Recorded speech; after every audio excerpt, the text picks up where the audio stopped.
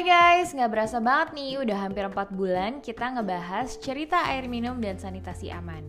Dan di final episode kali ini, kita akan dengerin pengalaman langsung orang-orang yang ahli dan emang kerjanya mengkampanyekan isu air minum dan sanitasi aman, serta mengajak masyarakat dan pihak lainnya untuk menyelesaikan tantangan penyediaan air minum dan sanitasi aman.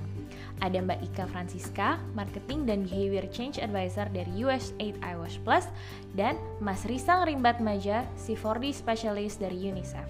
Mereka akan ceritain gimana cara mereka kampanye di masyarakat, persepsi dan perilaku masyarakat terhadap air minum dan sanitasi, dan juga tips untuk kita ngajakin pihak lain agar mau ikut beraksi bersama kita bareng-bareng menyelesaikan tantangan penyediaan akses air minum dan sanitasi. Oh ya, episode ini merupakan hasil kolaborasi Klinomik dengan Kementerian Perencanaan Pembangunan Nasional atau Bappenas sebagai bagian dari Pre-Event Konferensi Sanitasi dan Air Minum Nasional atau KSHN. Dan terima kasih juga untuk para media partners acara ini, ada Paprika Living, Saya Pilih Bumi, Air Kami, Life with Less, Sustainable Indonesia, Eco Events, USAID iWash Plus, dan Green Generation Foundations. Yuk, simak obrolannya! Oke, halo Mbak Ika dan Mas Risang. Makasih banget nih udah bergabung di Klinomik Radio. Ya, terima kasih Denia. Terima kasih Klinomik Radio sudah mengundang saya. Saya Ika, apa kabar semuanya? Apa nyebutnya nih, pendengar ya, pemirsa, penggila Radio Klinomik. Saya Ika, sekarang sedang bekerja di salah satu proyeknya USAID iWash Plus. Sehari-hari kerjanya yang berurusan dengan promosi, marketing, yang gitu-gitu deh, yang dekat sama upaya-upaya bermitra dengan masyarakat gitu. Terima kasih. Thank you Mbak Ika. Silakan Mas Risang. Baik, salam kenal. Nama saya Risang Rimbat Maja, dipanggil Risang. Mungkin kalau yang agak merasa aneh dengan nama saya, ingat aja itu buah pisang, buah kedondong. P-nya pisang diganti jadi R dong. Mantap. Saya kerja di UNICEF di bagian C4D atau Communication for Development. Oke, nanti kita akan bahas lebih lanjut ya mengenai iWash Plus dan UNICEF nih nanti. Tapi mungkin sebagai diskusi awal, topik yang hari ini akan kita bahas kan masih seputar air minum dan sanitasi aman nih ya. Dan kalau ternyata lihat data yang ada, sekitar 19,1 juta penduduk Indonesia atau 7% rumah tangga walaupun punya toilet, tapi masih tetap nih menyalurkan buang air besarnya ke saluran air, kali, sungai, dan lain-lain. Terus ada juga yang 16,7 juta jiwa buang air besar sembarangan secara terbuka. Dan kemudian 7 dari 10 rumah tangga masih minum air dari sumber air minum yang terkontaminasi E. coli, dan masih banyak lagi nih kalau lihat data-datanya nih ya. Nah, angka ini kan sebenarnya mengindikasikan masih kurangnya pengetahuan, pemahaman, dan mungkin kesadaran masyarakat mengenai air minum dan sanitasi yang aman nih, dan kaitannya terhadap kesehatan, produktivitas, padahal air minum dan sanitasi kan sehari-hari banget nih. Nah, gimana sih Mbak Ika dan Mas Risang melihat hal ini? Mungkin boleh dimulai dari Mbak Ika dulu. Oke, terima kasih Denia. Jadi kalau menurut saya berdasarkan dari pengalaman dan apa yang saya amati ya di masyarakat, baik di tempat saya bekerja maupun di lingkungan rumah saya, masih belum terlalu paham juga sebenarnya apa sih air minum dan sanitasi yang aman itu seperti apa gitu. Jadi kalau misalnya ditanya, orang akan bilang, saya tahu apa sih, kenapa sih harus ngomongin ini lagi gitu. Tapi yang sebenarnya seperti apa masih belum juga. Nah, saya mau ajak pemirsanya Radio Klinomik ya untuk cari tahu lebih dalam lagi tentang apa sih air minum dan sanitasi yang aman itu. Lalu kalau bicara soal tingkat akses dan kualitas air minum, ini juga sebenarnya masih belum seperti yang ditargetkan ya. Karena masih banyak tuh kalau bicara soal sanitasi, rumah-rumah yang kayak di kota terutama ya, WC-nya bagus, tapi salurannya masih langsung ke kali atau langsung ke got gitu. Jakarta juga banyak, bahkan rumahnya besar. Nggak jauh lokasinya dari kantor DPR. Nah, kalau bicara di soal air minum, nah itu nggak jauh beda juga sih. Seolah-olah udah oke, tapi ternyata tidak. Mungkin itu dulu dari saya, Denia. Terima kasih. Oke, thank you Mbak Ika. Kalau dari Mas Risang gimana nih ceritanya? Iya, Mbak Denia itu ceritanya Mbak Ika itu betul ya. Jadi ada masalah pemahaman masyarakat yang kelihatannya kurang kurang kurang pas ya terkait dengan air dan sanitasi ya. Nah, tapi juga bisa ditarik lagi ke urusan norma juga nih. Jadi kadang-kala iya pemahaman, tapi ada juga urusan norma. Norma itu ya gimana kita berhubungan sama satu sama lain ya. Ini saya kasih contoh aja ya. Kalau di Jakarta ya dulu waktu saya beli rumah pertama kali di Jakarta itu sekitar 15 tahun lalu kelihatannya. Itu saya dapat rumah kan bukan di komplek gitu ya, tapi di perkampungan. Karena dulu udah belajar tentang sanitasi, saya tanya tuh ke yang jual rumah, Pak, ini septic tanknya di mana? Wah, terus ditunjukin, nah itu dia septic tanknya di sana. Terus saya ukur dari sumur, saya langkah. Aman 15 meter. Wah, kan gitu ya, aman gitu ya. Nah, udah tuh, tinggal di situ. Nah, setelah lama bertetangga, ya, sama ya sekitar gitu, akhirnya kan bisa ngobrol-ngobrol juga. Saya tanya, septic tanknya di mana posisinya, Pak? Oh, tuh di situ. Terus saya perhatikan, ya ampun, jaraknya cuma 3 meter dari sumur saya tuh. Oh my God. Itu banyak terjadi di Jakarta tuh. Nah, artinya apa? Sebetulnya iya pemahaman, tapi juga kan sangat juga terkait sama perilaku atau pilihan orang lain ya. Mestinya itu dijadikan norma bersama ya. Kayak misalnya kalau di kampung ya, kampung di Jakarta kan padat tuh. Ya kalau kita buat sumur sini, septic tanknya sebelah sana dong, agak jauh gitu ya. Jadi membuat supaya aman. Dan buat septic tanknya pun harus septic tank yang aman. Kalau di Jakarta kan septic tanknya ya gitu. Kalau kita tanya, Beh gimana? Septic tanknya bagus nggak? Wah bagus bener nih, 30 tahun nggak pernah mampet. Kalau nggak pernah mampet, itu artinya apa? Anti penuh Artinya ya? anti penuh, itu artinya apa tuh? Airnya kemana-mana, kotorannya kemana-mana. Itu artinya kan mencemari ya. Makanya Iya. nggak heran kalau di kota besar itu pencemaran bakteri E. coli, ya bakteri diri tinja itu tinggi sekali gitu ya.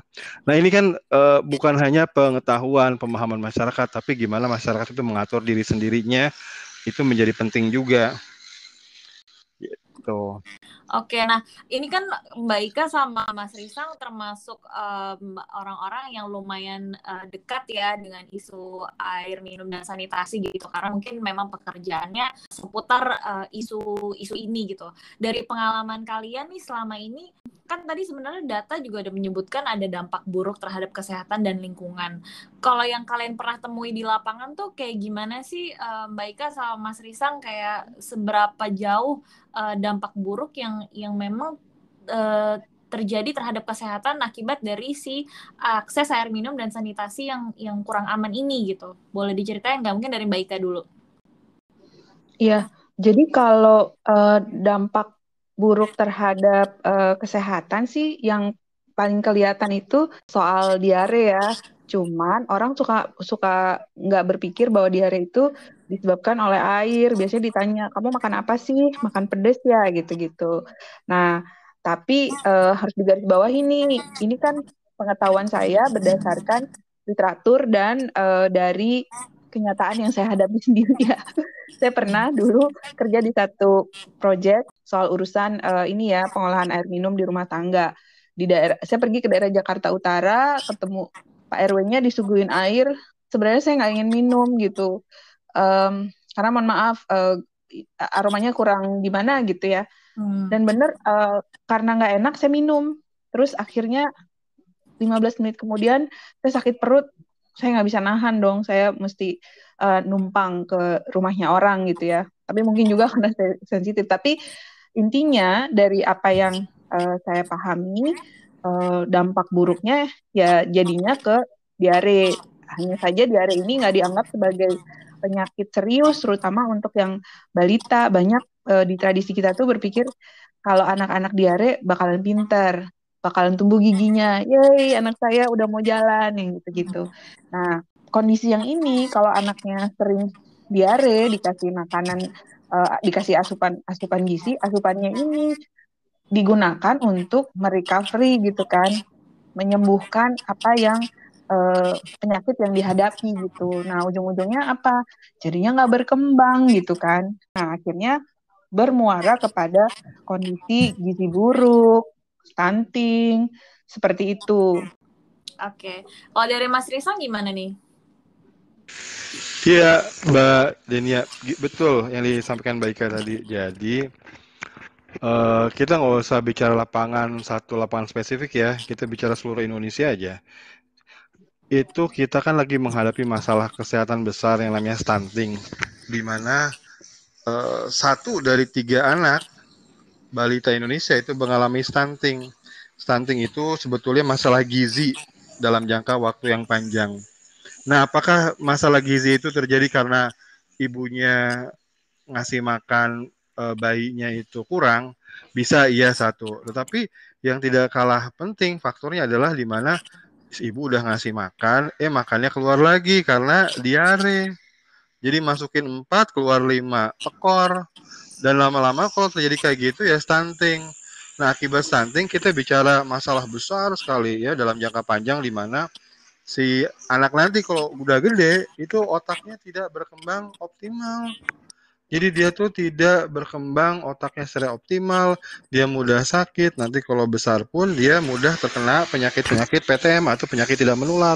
Ya sebut aja tuh kanker, stroke, jantung, diabetes itu lebih mudah kena pada anak-anak yang mengalami stunting. Nah itu dia, cuma problemnya itu yang seperti tadi Mbak Ika bilang, diare itu dianggapnya remeh. Nanti kalau diare anaknya bisa jalan gitu ya, tumbuh gigi. Jadi dianggap remeh. Padahal itu serius. Kalau berulang-ulang, makanan yang kita berikan ke anak ya, itu sia-sia jadinya, malah tekor. Gitu loh Mbak Dini ya. Oke. Nah, ini Mbak Ika sama Mas Risang tadi sempat cerita nih, Mbak Ika kerja di iWash, terus Mas Risang juga kerja di UNICEF gitu. Boleh nggak sih diceritain sebenarnya lembaga-lembaga ini cakupan kerjanya yang dilakukan dalam menyelesaikan permasalahan yang tadi sempat disebutin tuh, serta meningkatkan akses air minum dan sanitasi aman tuh seperti apa sih di Indonesia, Mas? Sama Mbak Ika?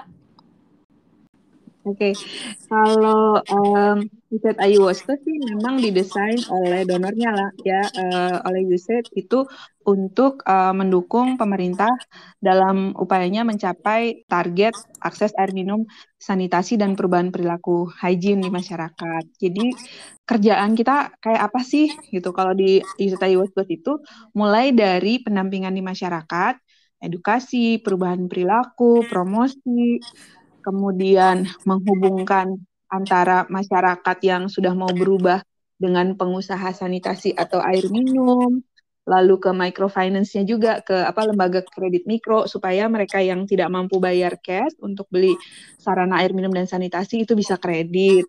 Lalu juga ada penguatan lembaganya. Jadi ada teman-teman yang secara spesifik pekerjaannya adalah mendampingi para lembaga ini seperti dinas-dinas atau UPTD atau PDAM supaya supaya meningkat kapasitasnya dan bisa memberikan layanan yang semakin baik bagi masyarakat gitu. Jadi kalau bisa dibilang sih dalam konteks program kami dari hulu ke hilir ya, dari hulunya itu institusinya, hilirnya di masyarakat, di rumah tangga, sehingga ini bisa memberikan layanan akses yang baik bagi masyarakat.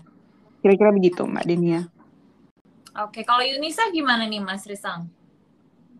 Nah, kalau UNICEF itu kita nggak kerja langsung ke lapangan ya Mbak Dinia ya, karena mandat kita itu membantu pemerintah ya, pemerintah nasional, pemerintah di provinsi, daerah, dan bekerja bersama mitra-mitra. Jadi kalau kita bicara skop nasional ya berarti ya seluruh Indonesia, tapi kita sebenarnya bermitra membantu memberikan asisten kepada kementerian begitu ya. Tapi kalau mitra yang di lapangan itu ada juga teman-teman UNICEF yang berada di kantor-kantor daerah seperti di Aceh, di Surabaya, lalu kemudian di Sulawesi Selatan, di Makassar, Kupang dan Papua itu base untuk kerja di daerahnya. Nah, tapi dari sisi isunya, ya selain WASH, UNICEF juga bekerja di bidang nutrition, gizi. Ya, jadi nyambung tuh antara gizi, stunting misalnya ya, dampak dari sanitasi, air, perilaku bersih yang buruk, itu nanti nyambungnya kan ke nutrition, ke gizi ya, gizi buruk. Jadi kita mencakup itu juga antara air, sanitasi, kebersihan dengan gizinya gitu. Oke. Nah ini berarti kan Mbak Ika sama Mas Risang ini kalau bisa dibayangin banyak ya koordinasi dan sosialisasi juga nih sama pemerintah dan stakeholder lainnya. Nah, netizen kan suka sering komen nih ya, kayak pemerintah mestinya gini gitu. Nah, boleh nggak sih dikasih gambaran kalau buat teman-teman nih sebenarnya yang dilakukan sama pemerintah itu seperti apa sih Mas? Kayak dan maksudnya kayak apa yang kalian koordinasi seperti apa yang kalian lakukan dengan pemerintah gitu, karena mungkin kan orang mikir kayak mestinya pemerintah begini, pemerintah begitu gitu, padahal sebenarnya yang dilakukan sama pemerintah juga banyak kan ya gitu. Nah mungkin boleh nggak diceritain nih sebenarnya kayak dinamikanya tuh seperti apa sih, mungkin boleh Mas Risang dulu.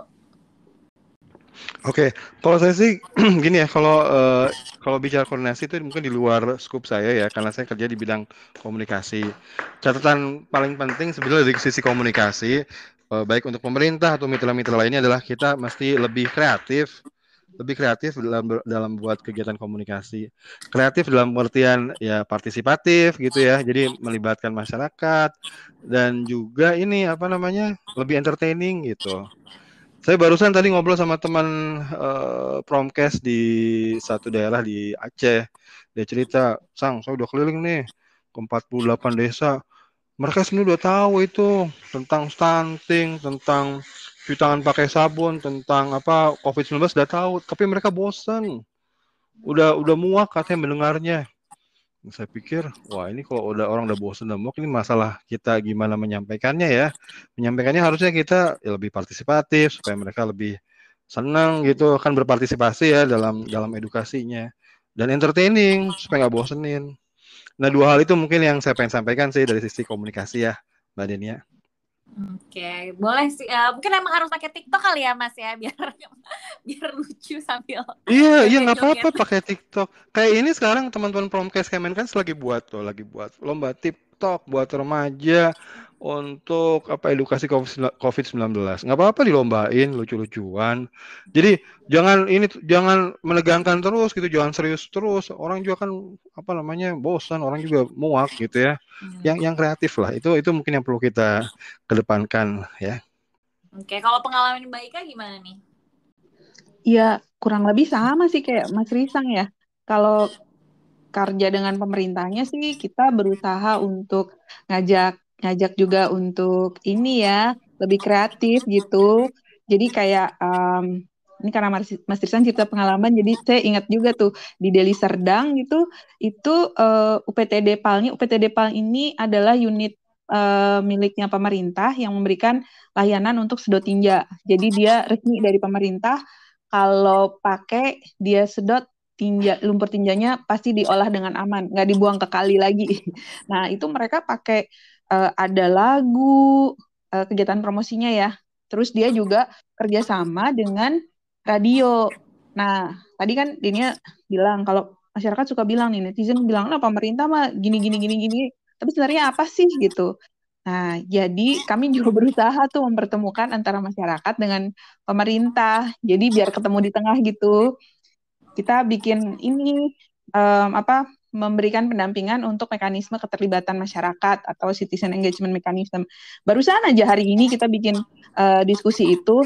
Jadi gimana caranya masyarakat itu bisa menyampaikan unek-uneknya, memberikan respon gitu kepada pemerintah atau unit layanan yang diberikan oleh pemerintah seperti PDAM atau UPTD PALD tadi ya yang saya sampaikan, supaya mereka juga memberikan layanan yang lebih baik gitu. Jadi intinya sih setuju dengan yang disampaikan Mas Risang, jangan ngebosenin, jangan bikin tegang, woles aja gitu, santai seru-seruan gitu kan. Kalau tegang capek duluan, Bo. Jadi kita yang santai aja gitu, tapi orang jadi ngerti. Karena kalau udah tegang nggak mau susah mau masuknya kan. Jadi santai aja gitu. Nah, jadi gimana caranya? Dengan cara yang menyenangkan, itu bisa menyampaikan maksudnya kepada pemerintah. Lalu pemerintah juga kita ajak untuk jangan ini deh, jangan baper gitu. Ingat, ini kan nanti kalau dapat input gini berarti bisa kasih layanan yang lebih baik gitu. Nah, itu yang kami sedang usahakan saat ini. Jadi kita juga lagi narik-narik Kemenpan RB dan Kemenkominfo untuk terlibat juga untuk bantu promosiin soal air minum, sanitasi dan perubahan perilaku. Begitu. Nah, Mbak Ika sama Mas Risang pernah nggak sih ada pengalaman yang paling memorable banget nih selama berproses dan mengkomunikasikan pesan-pesan ini ke masyarakat gitu? Kayak misalnya nih, kayak kemarin kita sempat interview sama ibu dari PDPAM Malang gitu. Beliau cerita waktu pertama kali ngasih akses air ke sana, terus pasang toilet, orang tuh karena air toiletnya bersih tuh, air toiletnya diambil buat minum gitu. Padahal air toilet. Jadi harus dikomunikasikan terus-menerus sampai akhirnya mereka paham gitu bahwa itu adalah air untuk toilet. Nah, kalau dari Mbak Ika sama Mas Risang ada nggak sih cerita-cerita yang memorable nih ketika dalam mengkomunikasikan isu-isu air minum dan sanitasi ke masyarakat gitu? Mungkin Mbak Ika dulu boleh. Banyak ya. itu juga sesuatu banget tuh kayak ceritanya ibu dari PDAM Malang ya. Gini, waktu dulu kita mempromosikan soal air minum ya. Jadi kalau ditanya orang-orang itu, nih sebenarnya sama Srisang juga dulu. Kalau kita tanya sama warga, sama masyarakat, mereka pasti bilang airnya itu direbus gitu. Tapi ternyata enggak loh, dia itu ngambil dari gentong. Jadi air itu ditaruh di gentong, diendekin sama satu malam gitu, besokannya dia langsung minum. Itu terjadi di Jakarta ada, di Surabaya ada. Nah, tapi mungkin kalau bicara komunikasi, apa yang kita mau sampaikan didapatnya apa, mungkin banyak banget ya. Tapi saya mau cerita dikit tentang pengalaman teman-teman saya tuh. Jadi waktu kami bikin studi formatif, teman-teman itu menginap selama 30 jam di rumah warga masyarakat yang tidak mampu khususnya. Jadi itu banyak loh yang di dapurnya itu ada lubang gitu. Jadi dia nggak punya WC. Di sebelah tempat cucian piring itu ada lubang tempat mereka BAB. Jadi teman saya itu kan nggak bisa ya mau pipis di situ atau BAB di situ. Jadi dia harus numpang ke tetangga. Nah begitu masa 30 jam itu selesai, kembali ke kantor, dia langsung sujud syukur saya melihat WC. Dan itu di kota ya, bukan di desa gitu. Jadi kalau bicara hal-hal yang kayak gini, banyak bangetnya nggak cukup deh waktunya. Pengen ketemu langsung sama saya. Kronomik nih. Gitu, banyak deh. Bahkan yang aku sempat kaget banget, ada rumah-rumah gede tapi toiletnya malah langsung ke luar ya Mbak ya? Iya, dan itu Kemanggisan ya. Di Kemanggisan di Jakarta, rumahnya gede, kayak model-model rumah di komplek ini nih, daerah Hang-Hang itu ya. Rumah sultan lah ya Mbak ya pokoknya. Ya begitu. Nah, jadi waktu itu saya lagi jalan bareng sama Pak Lurahnya gitu. Kebetulan di belakangnya itu ada rumah kos-kosan. Kita lihat ke atas. Entah kenapa ya, saya radarnya kayaknya nyambung ke gelondongan-gelondongan gitu ya. Jadi nengok ke bawah, pas banget keluar. Jadi saya bilang sama Pak Lurah, Pak lihat deh tuh Pak, keluar Pak gitu. Terus Pak Lurahnya bilang, buset, pantesan gitu, tikusnya gede-gede ya. Dan itu got gitu di antara belakang-belakangan rumah gitu. Terus Pak Lurah ngajakin tuh ke rumah yang punya rumah ini dicek. Ternyata dia Pak RW ya. Banyak banget cerita yang begitu.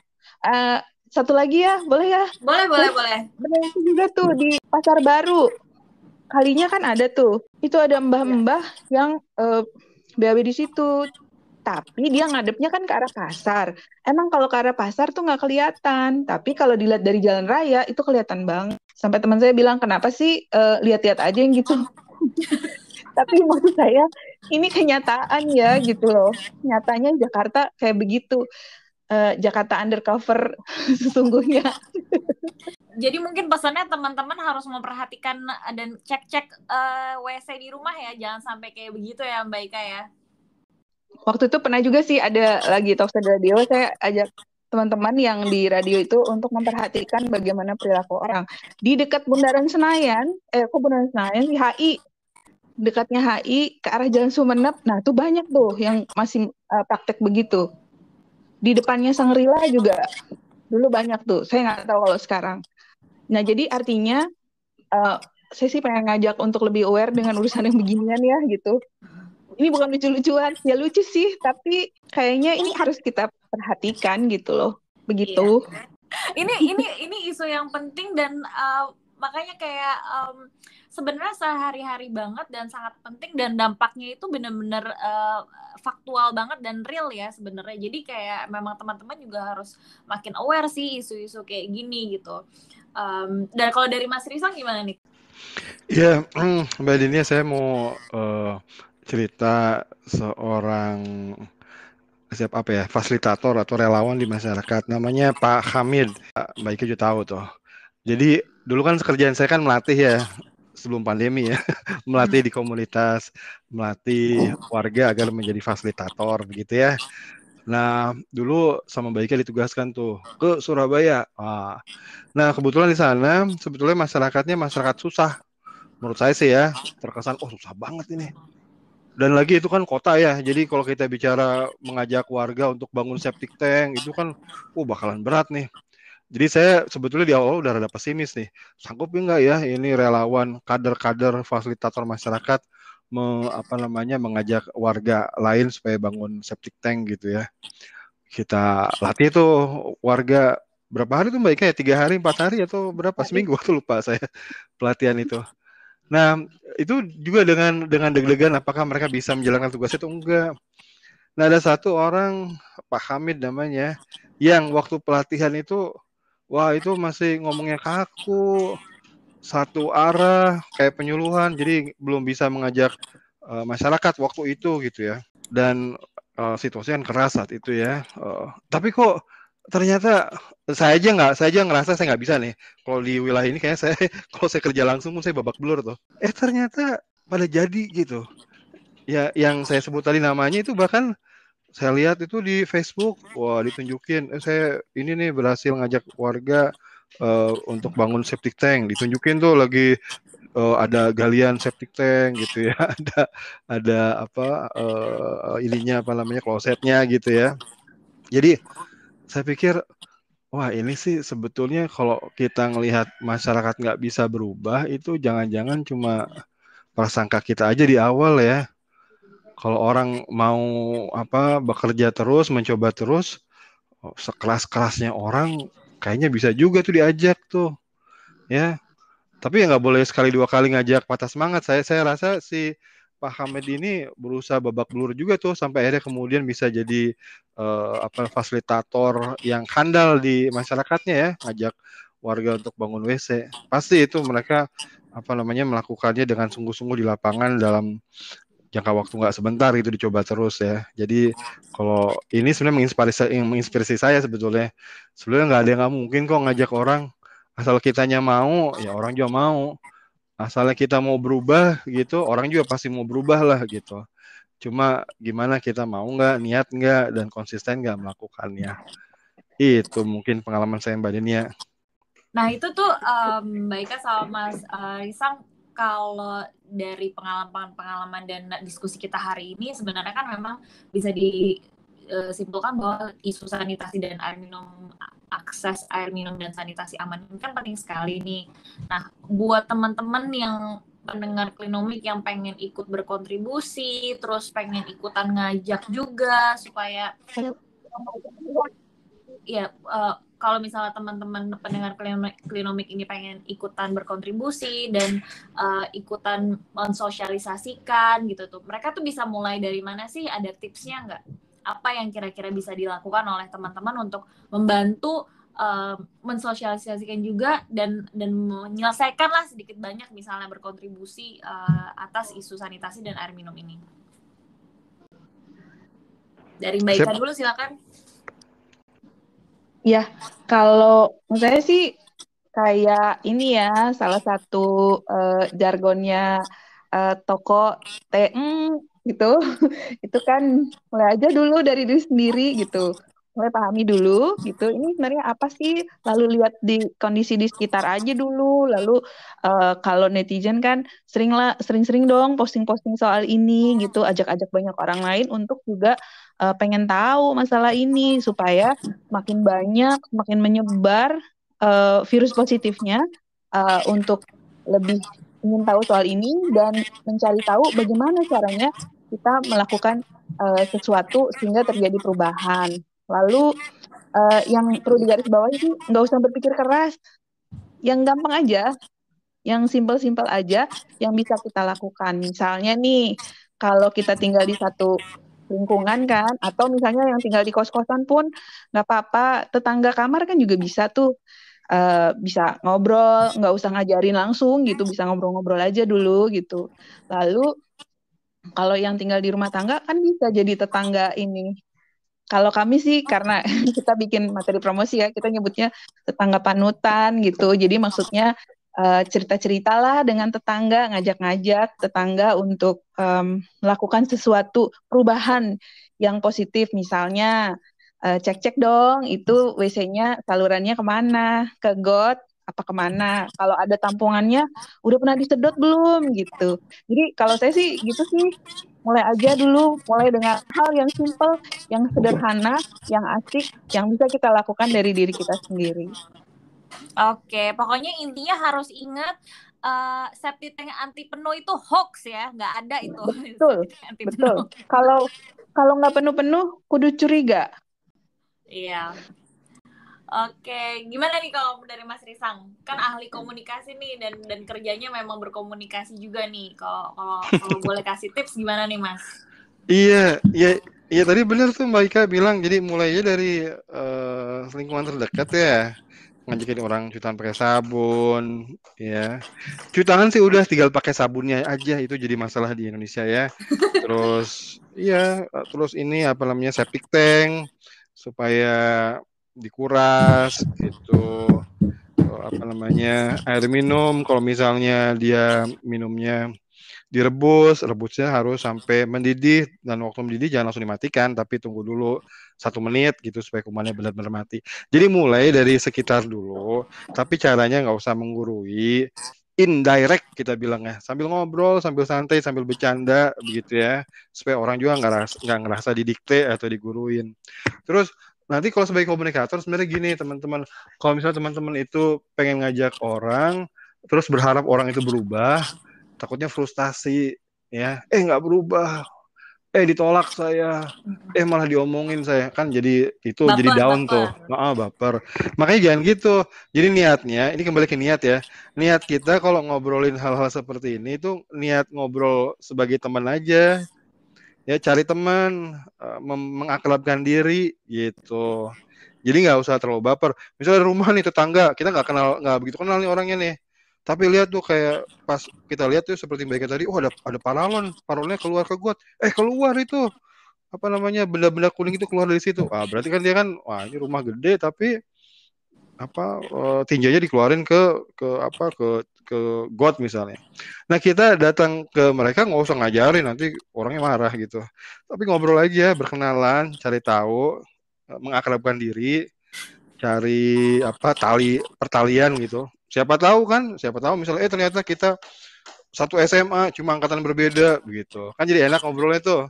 Nah, kalau udah kayak gitu baru mulai pelan-pelan ngobrolin juga tuh tentang sanitasi, higienitas dan sebagainya. Pokoknya dianggap sebagai ini aja upaya untuk menambah temen aja supaya nggak stres. Oh itu tips yang oke banget ya. Jadi misalnya ngajak naik sepeda bareng yuk bro, tapi nanti pas lagi ngopi-ngopi sambil masukin tuh isu-isu sanitasi dan air minum ya Mas ya. Betul, iya. Jadi menjadi edukator sekarang itu jangan kayak jadi hero di masyarakat, berdiri terus bicara seperti penceramah, nggak kayak gitu.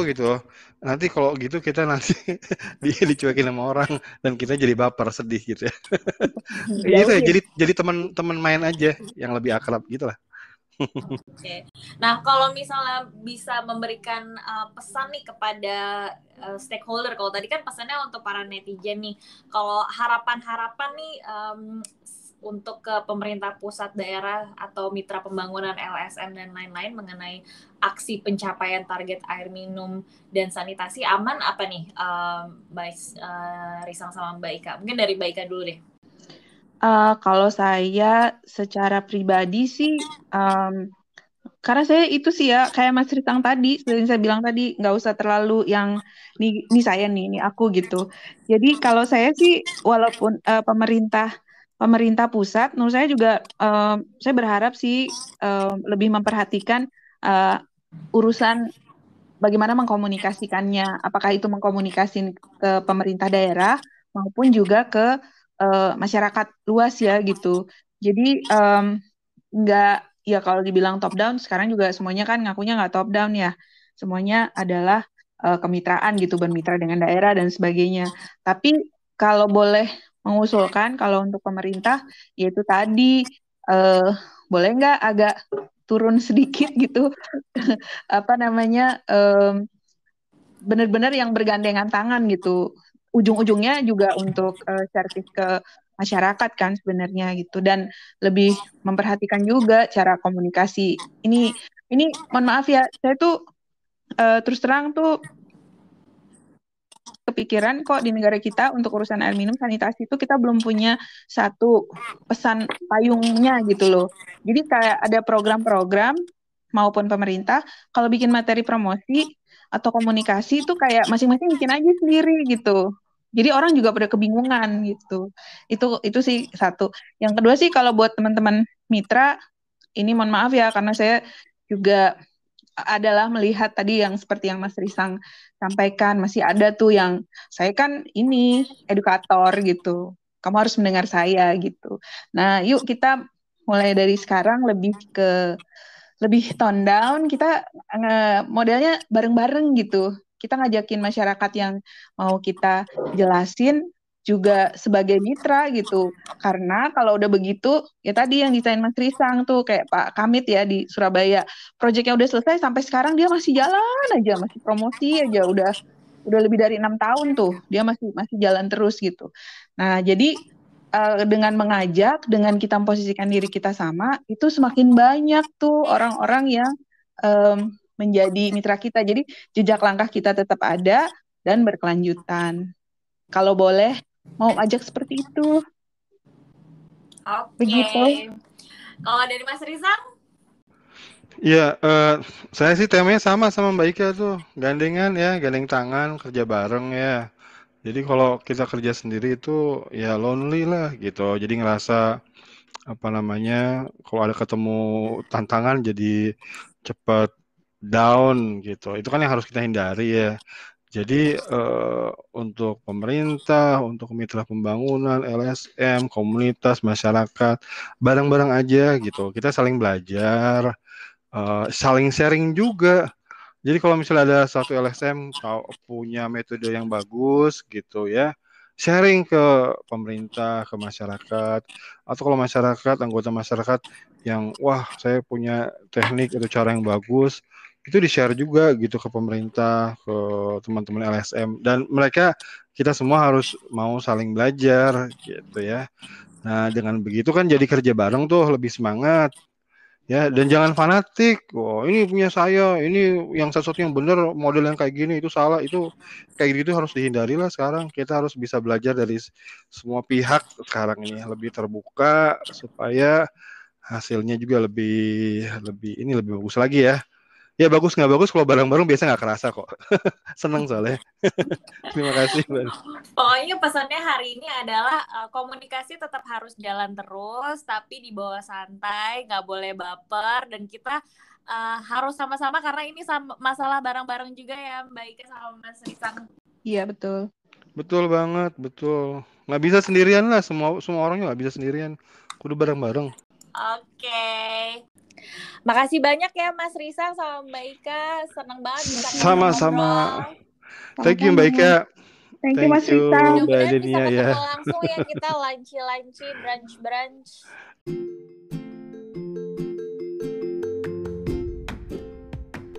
Itu dia cerita air minum dan sanitasi aman kali ini sebagai penutup rangkaian acara pre-event Konferensi Sanitasi dan Air Minum Nasional. Semoga kalian bisa belajar banyak ya, dimulai dengan memperhatikan sarana sanitasi di rumah. Mulai berkontribusi juga dalam upaya pencapaian akses air minum dan sanitasi aman, dan yang lebih penting, meningkatkan kesehatan diri sendiri dan mencegah pencemaran lingkungan dari toilet di rumah. Follow juga akun Instagramnya @rumahairminumsanitasi untuk informasi sanitasi aman, dan jangan lupa mampir juga ke websitenya di www.nawasis.co.id. Kamu bisa juga pelajari lebih lanjut konten seputar air minum dan sanitasi aman yang udah kita tayangkan selama 4 bulan ke belakang, dari mulai IG Live, podcast episode yang lain, serta konten tematik yang semua ada di feednya Klinomik dan akun Rumah Air Minum dan Sanitasi. Pantengin juga nanti KSAN-nya, karena KSAN ini merupakan bagian komitmen nasional terhadap pencapaian akses air minum dan sanitasi aman. Sekali lagi, makasih banyak untuk para media partners, Paprika Living, Saya Pilih Bumi, Air Kami, Life with Less, Sustainable Indonesia, Eco Events, US8 iWash Plus, dan Green Ration Foundations. Sampai ketemu di campaign seru berikutnya ya!